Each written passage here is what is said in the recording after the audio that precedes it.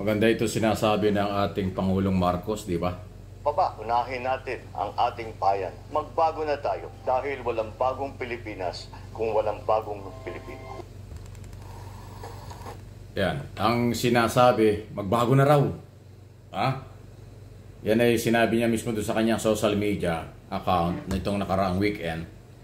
Hindi lang pagbabago, kung hindi may pakiusap at sinasabi ang Pangulo na iwasan ang mga hindi magagandang pananalita laban sa kapwa or mga salitang hindi makakabuti dahil ang magandaan niya ay pagtutulungan, magkaisa, iwasan ang mga hindi maayos na panalita na magiging dahilan ng hindi pagkakaunawaan or nakakasakit sa kapwa. Yan ay sinabi at pinanawagan ng Pangulo matapos na siya ay, alam naman natin, binanatan siya kung ano-anong mga pinagsasabi ng dating Pangulong Duterte sa kanya nung sila magkaroon ng prayer rally diyan sa Davao. Ayan lang ang naging tugon ng Pangulo. Okay? Na magandang halimbawa bilang isang leader, bilang isang presidente, na sa halip na mapikon or mag-react ng mas matindi, hindi. Ang kanyang sinabi ay hindi yan ang mga magiging daan o paraan para sa pag-unlad, pagkakaisa ng bansa. Ang sa halip, ang sabi nga niya, iwasan ang ganyang klase mga salita. Hindi man niya tinukoy kung sino ang nagsalita ng gano'n. Pero alam naman natin na yung Duterte ang isa sa mga marami talagang sinasabing pag hindi ka sanay sa kanya ay talagang magugulat ka dahil maring below the belt o may pagka-personal, may kung ano-ano pa. Ayun ang ayaw ng Pangulo. So dinaan ng Pangulo na pangkalahatang statement na huwag nating gawin yan.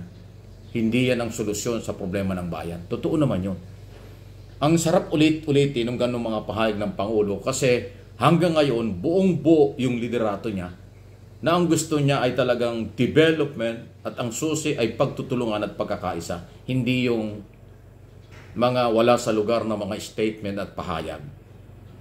Ang dating nito, alam ng Pangulo ang mga batikos sa kanya ng dating Pangulo at ng iba pa, lalo na yung mga vlogger. Kasi vlogger din ang Pangulo eh. Sa vlogan niya ginawa yan eh.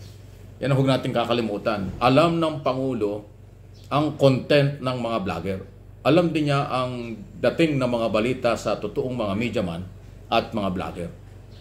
Diba? Kaya nga hindi siya sumasagot. Alam niyang maaari ang motibo ng iba, kung ano lang. Pero ang kanyang sinasabi, pakiusap na lang na hindi dapat gawin yun. Ewan ko kung didibdibin or tinamaan or naramdaman ng mga mahilig bumatikos sa halip na magsuporta na lang. Total lang natitirang taon eh, mga 4.5 na lang eh, di ba? Kasi naka-1 taon at kalahati na, mahigit-tigit na si Pangulong Marcos. Huwag kayong magmadali. Napakadali lang po ng 4.5 years. Mag-i-eleksyon na naman tayo ng presidential kung hindi magkakaroon ng tsa-tsa. Ayun naman pinag-uusapan yung charter change. Sabi nyo economic provision. O di hindi magagalaw yung eleksyon natin sa 2025 at saka 2028 kung talagang yun ang kailang pagtutunan ng pansin. Ang economic provision lang ng saligang batas. 4.5 years na lang. Ba't di pa kayo makapaghintay? Diba? Ba't kayo nagmamadali? Takot ba kayo sa ICC? Takot ba kayo sa warrant of arrest? Ano ba talaga? At yung kanilang mga followers, mga kung ano-ano dyan, kaya din kayo ang iingay, walang ginawa kundi mga batikos dito. Sawan-sawa na po ang tao dyan. Hindi nyo napapansin? Sawa na po ang tao doon sa mga paninira ng iba. Kasi ang gusto ng tao ay pag-asa, development. Dahil alam naman nila, political interest lang, interest ng personal ng iba. Wala naman yung interest ng pambayan eh. Kaya nagsasawa na rin ng tao. Kaya tayo dito sa ating mga channel, MA Pinoy TV, Mike Abby Opinions, ay talagang dinidiscuss natin yung mga nangyayari sa ating bayan. At syempre yung mga panawagan ng Pangulo, gusto ng Pangulo mangyari, at yung mga programa ng Pangulo. Tuloy ang pagpapalakas ng ekonomiya. Internal security ay hinaharap din. Food security at marami pang iba. Pati nga itong climate change at itong epekto ng El Nino. Yung tungkol sa bilihin, hindi natin problema yan. Problema ng lahat yan. Hindi tayo nag-iisa. Global problem ng inflation.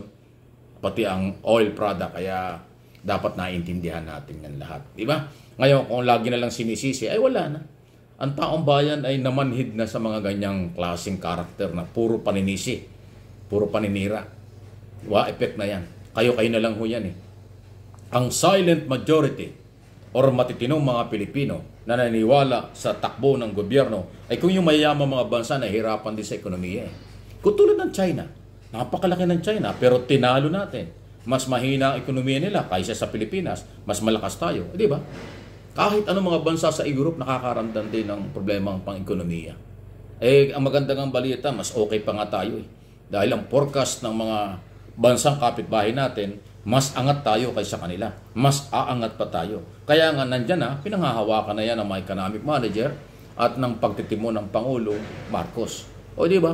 Pabor yan sa lahat. Hindi yan pabor lang sa nakaupo ngayon. Hindi yan pabor lang sa kakampi ngayon. Yan ay pabor sa lahat ng Pilipino kahit na below the belt ang inyong batikos, kahit na wala kayong ginawa, almusal, pananghalian, hapunan, meron pang madaling araw na mga batikos kayo, effect na yun. Kasi alam na ng tao na ginagamit lang ninyo yung inyong kalayaan na minsan or madalas ay sobra. Sumosobra na yung kalayaang paghahayag. Diba? Yun po yung nangyayari. Okay? Ganun pa man ay lalo na ngayon na February na, sabi nga nila ilang araw na lang, ilang linggo lang, summer na, mas iinit pa. Ay pag nagkasabay-sabay yung init ng panahon, init ng mga ulo ng mga tao, init ng isyong pampolitika, stress lang aabutin ng mga Pilipino. Pero sila lang naman ang makikinabang. Yung mamamayang Pilipino, mga followers, viewers, sila lang mga ina-stress. So, tulungan natin ang pamahalaan sa natitirang 4.5 years ni Pangulong Marcos. Pagkatapos niyan mag-i-eleksyon kung sinong ihalal ng bayan, yun ang susunod na Pangulo.